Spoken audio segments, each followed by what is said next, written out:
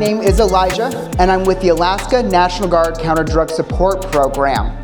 But I also brought some friends along with me. So we come in, we have a lot of different law enforcement and first responders, as well as our friends from American Lung Association.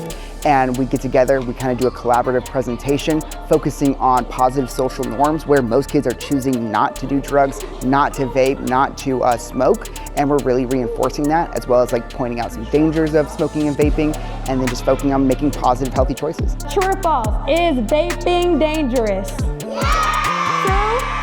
True or false? Okay, what do you think? True.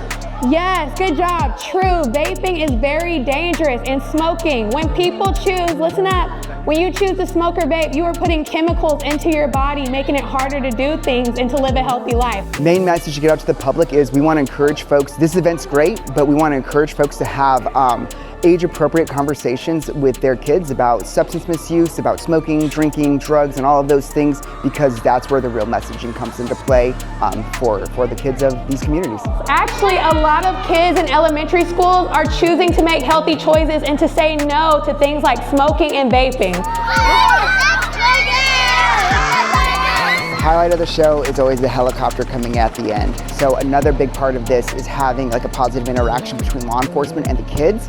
And so we have a bunch of vehicles outside. They'll do kind of a round robin event and then a helicopter landing, and they'll get another message from DEA directly with that. We want you to grow up good and strong and healthy.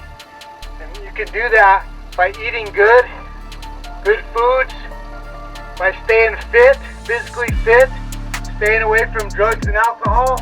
This is awesome. I appreciate everybody involved giving a message of staying drug-free, being healthy, being safe, making awesome choices, and I just want them to have any experience possible that they can be involved in.